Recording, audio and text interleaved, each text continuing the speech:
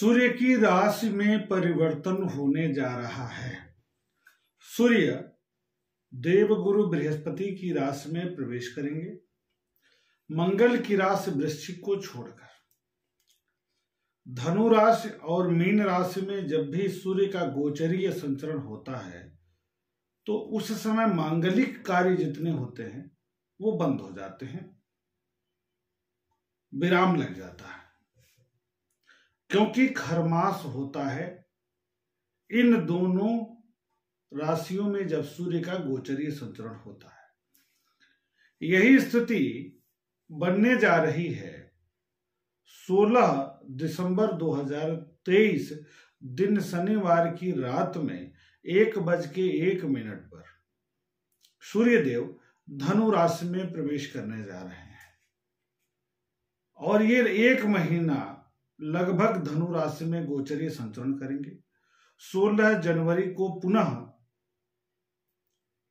मांगलिक कार्य आरंभ हो जाएंगे, अर्थात 15 जनवरी को खिचड़ी होगा। खिचड़ी वाले दिन ही ये मकर राशि में प्रवेश करेंगे। मकर राशि में जब प्रवेश करेंगे तो उत्तरायण हो जाएंगे। उत्तरायण होने के बाद पुनः विवाह आदि के लिए शुभ मुहूर्त मिलने आरंभ हो जाएंगे। नमस्कार, मैं हूं दिवाकर त्रिपाठी। बात हो रही है सूर्य के राशि परिवर्तन का क्या प्रभाव पड़ेगा सभी राशियों पर। मेष से लेकर के मीन राशि तक बात करेंगे। सूर्य राजा हैं, सूर्य आत्मा के कारक हैं, सूर्य पिता हैं, सूर्य सरकारी तंत्र के कारक हैं, सूर्य व्यक्ति के आत्मविश्वास भी हैं, सूर्य राजतंत्र है, राज व्यवस्था है, ऊर्जा है, तेज है। व्यक्ति के अंदर जो ऊर्जा है वो सूर्य के प्रभाव पर निर्भर करता है। मंगल की राशि से निकल करके देवगुरु बृहस्पति की राशि में प्रवेश करेंगे। 15 जनवरी तक धनु राशि में विद्यमान रहेंगे। 15 जनवरी की सुबह लगभग 8 बजे ये मकर राशि में प्रवेश करेंगे। तब तक क्या प्रभाव स्थापित करेंगे, सबसे पहले बात करेंगे स्वतंत्र भारत की कुंडली में। तो स्वतंत्र भारत की कुंडली को अगर हम देखते हैं तो स्वतंत्र भारत की कुंडली में ये सुख के कारक हो जाते हैं। क्योंकि लग्न के आधार पर देखते हैं तो सुख के कारक होकर के अष्टम में गोचर करेंगे। ऐसे में आम जनमानस के सुखों को लेकर थोड़ी चिंता की स्थिति बन सकती है। सरकारी तंत्र द्वारा, सरकार द्वारा आम जनमानस के सुखों के लिए कुछ खर्च की योजनाएं बनाई जा सकती हैं, योजनाएं लाई जा सकती हैं। सुख के संसाधनों पर रियल एस्टेट, इंफ्रास्ट्रक्चर, कंस्ट्रक्शन के क्षेत्र में, विनिर्माण के क्षेत्र में कुछ सरकारी धन खर्च किया जा सकता है, अलॉटमेंट किया जा सकता है। इस तरह कुछ खर्च किया जा सकता है सरकार के द्वारा। अब हम बात करेंगे मेष राशि से लेकर के मीन राशि तक। तो मेष राशि के लिए ये हो जाते हैं पंचम भाव के कारक और ये जा रहे हैं भाग्य भाव में। ऐसी स्थिति में कार्यों में भाग्य का साथ प्राप्त होगा, पराक्रम में वृद्धि होगा, संतान पक्ष से शुभ समाचार प्राप्त हो सकता है, पिता का सुख सानिध्य प्राप्त होगा, भाई बहनों तथा मित्रों का सुख सानिध्य प्राप्त होगा, कार्यस्थल पर सकारात्मकता आएगी, सरकारी तंत्र से जुड़े लोगों के लिए शुभ समाचार प्राप्त हो सकता है, मानसिक चिंतन में कमी आएगी, बौद्धिक क्षमता के आधार पर आप काम कर सकते हैं। कुल मिलाकर के सूर्य का यह परिवर्तन मेष राशि के लिए सकारात्मक फल प्रदायक रहने वाला है। वृषभ राशि की बात करेंगे तो सुख के संसाधनों को लेकर खर्च की स्थिति बन सकती है। पारिवारिक सुख में थोड़ा खर्च होता दिखाई दे रहा है, अर्थात खर्च बढ़ सकता है। वाणी की तीव्रता में वृद्धि की संभावना है। माता के स्वास्थ्य को लेकर चिंता हो सकती है। पेट एवं पैर की पुरानी समस्या समाप्त हो सकती है।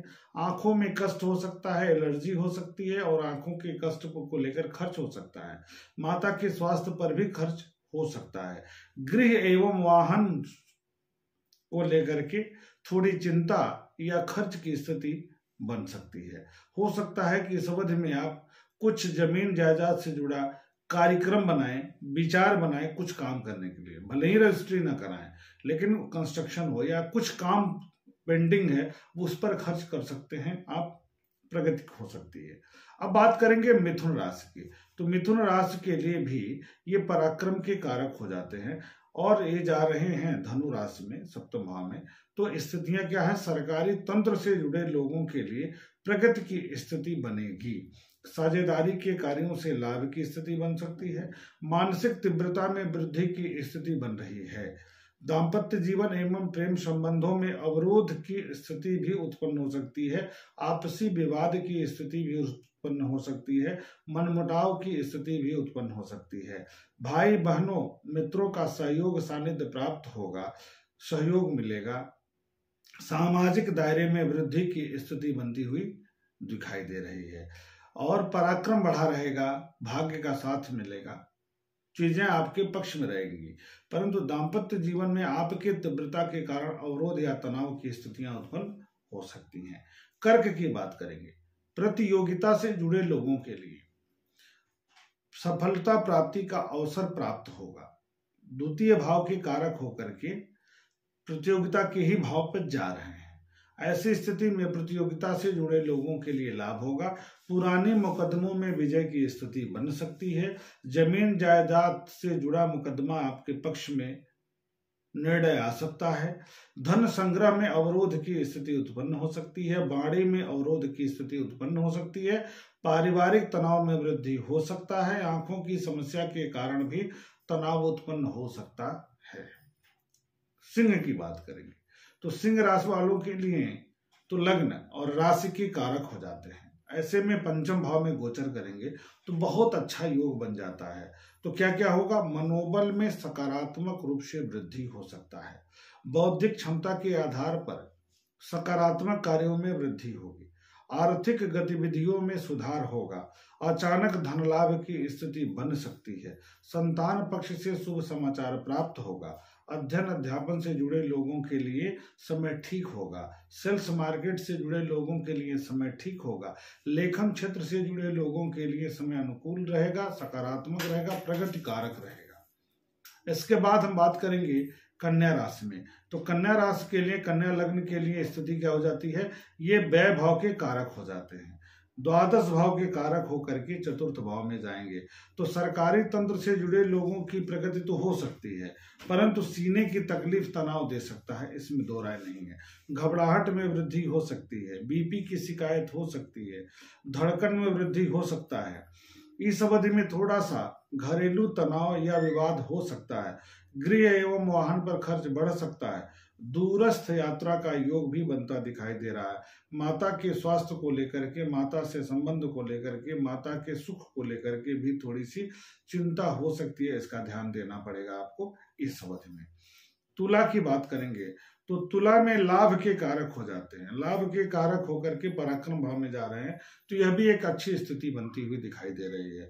तो सामाजिक पद प्रतिष्ठा एवं सम्मान में वृद्धि हो सकता है, भाई बहनों तथा मित्रों का सहयोग सानिध्य प्राप्त हो सकता है, कार्यों में भाग्य का साथ प्राप्त होगा, आर्थिक गतिविधियों में सकारात्मकता आएगी, पिता का सहयोग सानिध्य प्राप्त होगा, पराक्रम के बल पर आर्थिक संपन्नता आएगी, राजनीति के क्षेत्र से जुड़े लोगों के लिए समय अनुकूल रहेगा, लाभप्रद की स्थिति बनेगी, कुल मिलाकर के लाभ का कारक बनेगा, साथ में पराक्रम में वृद्धि, कार्यों में भाग्य का साथ प्राप्त होगा और सामाजिकता में वृद्धि की स्थिति बनती दिखाई दे रही है तुला राशि के लोगों के लिए। वृश्चिक की बात करेंगे, वृश्चिक राशि वालों के लिए ये दशम के कारक हो जाते हैं, धन भाव पर जा रहे हैं, ऐसी स्थिति में धन संबंधित कार्यों में प्रगति होगा, धन बढ़ेगा, पारिवारिक कार्यों को लेकर के सकारात्मकता आएगी, सरकारी तंत्र से जुड़कर कार्य करने का भी योग बन सकता है, सरकारी तंत्र से जुड़े लोगों के लिए समय अनुकूलप्रद बना रहेगा, नौकरी एवं व्यवसाय में वृद्धि का योग भी बन सकता है, जहां भी आप काम कर रहे हैं वहां पर आपके लिए शुभ समाचार प्राप्त हो सकता है। कार्यस्थल पर सहयोग में प्राप्ति हो सकती है। वाणिज्य व्यवसाय से जुड़े लोगों के लिए समय अनुकूल रह सकता है। कार्य क्षमता में वृद्धि हो सकती है। पारिवारिक कार्यों को लेकर मन प्रसन्न रहेगा। कार्यस्थल पर कार्यों की सराहना होगी। इस प्रकार आपके लिए हर दृष्टि से एक सकारात्मक परिवर्तन है, परंतु वाणी पर नियंत्रण बहुत ज्यादा आवश्यक है। वाणी में तीव्रता भी हो सकती है वृश्चिक राशि के लोगों के लिए। धनु राशि की बात करेंगे तो व्यक्तित्व में निखार आएगा। भाग्य का कारक होकर के लग्न पर ही जा रहे हैं, राशि पर ही जा रहे हैं, तो व्यक्तित्व में निखार आएगा, व्यक्तित्व में तेज आएगा, ऊर्जा में वृद्धि होगी, कार्य करने का मन करेगा, कार्यों में भाग्य का साथ प्राप्त होगा, मानसिक तीव्रता में वृद्धि हो सकता है। तीव्रता के कारण थोड़ा सा दाम्पत्य जीवन प्रभावित होगा, तनावपूर्ण हो सकता है, अवरोधपूर्ण हो सकता है। प्रेम संबंधों में आपके तीव्रता के कारण, आपके व्यवहार के कारण तनाव की स्थिति उत्पन्न हो सकती है। सरकारी लाभ की संभावना भी बनती दिखाई दे रही है। नौकरी में परिवर्तन की संभावना बनती दिखाई दे रही है। स्थान परिवर्तन का भी योग बनता हुआ दिखाई दे रहा है। अब हम बात करेंगे मकर की। तो मकर राशि के लिए ये अष्टम के कारक हो जाते हैं, द्वादश भाव में जा रहे हैं, अष्टम में होकर के द्वादश भाव में जा रहे हैं, तो ये भी एक अच्छी स्थिति है। तो मुकदमा एवं प्रतियोगिता में विजय की स्थिति बन रही है। अगर आप विद्यार्थी हैं तो आपके लिए समय अनुकूलप्रद है, विशेष करके कंपटीशन के लिए। रोग ऋण शत्रु पराजित होंगे, आपकी जीत हो सकती है, मुकदमों में जीत हो सकती है। आंखों की समस्या के कारण तनाव उत्पन्न हो सकता है। स्वास्थ्य पर खर्च बढ़ सकता है। पुराने रोगों का शमन होगा। दूरस्थ यात्रा का योग बन सकता है। धार्मिक कार्यों पर खर्च हो सकता है। पिता का स्वास्थ्य थोड़ा तनाव दे सकता है, खर्च बढ़ा सकता है, इसमें दो राय नहीं है। कुंभ की बात करेंगे तो कुंभ राशि वालों के लिए सप्तम के कारक हो जाते हैं। सप्तम के कारक होकर के ये जा रहे हैं लाभ भाव में, तो अच्छी स्थितियां हो जाती हैं। तो धन संबंधित कार्यों में प्रगति की स्थिति बनेगी। आय के नए साधन बन सकते हैं। संतान पक्ष को लेकर के शुभ समाचार प्राप्त हो सकता है। दाम्पत्य जीवन में शुभ समाचार, शुभता, प्रगति, सहयोग, लाभ की स्थिति बनती हुई दिखाई दे रही है। जीवन साथी से अच्छे संबंध तथा लाभ की स्थिति बन सकती है।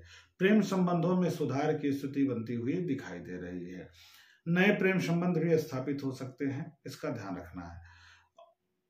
पुराने रोगों का शमन होगा, अचानक धन लाभ होगा, साथ ही साथ शेयर बाजार से जुड़े लोगों के लिए भी समय अनुकूलप्रद बना रहेगा।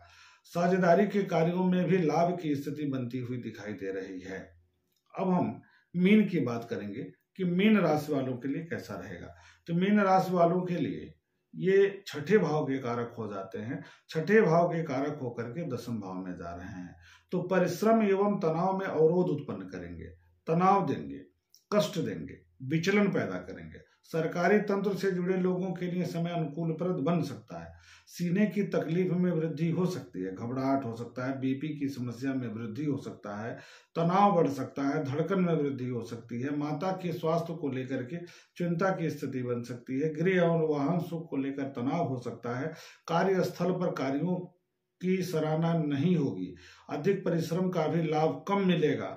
इस तरह से थोड़ा सा नकारात्मक फल प्रदायक रहेगा। आपको इनके लिए मेष से लेकर मीन पर्यंत जो भी लोग हैं, सभी लोगों को सूर्योदय के समय जल देना तथा आदित्य हृदय का स्त्रोत पाठ करने से सूर्य की शुभता में वृद्धि होती है।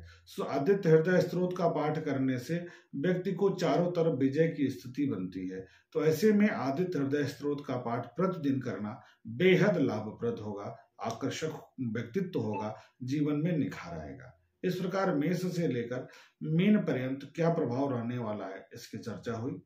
अब अगले कार्यक्रम को लेकर पुनः उपस्थित होंगे, तब तक के लिए शुभ नमस्कार।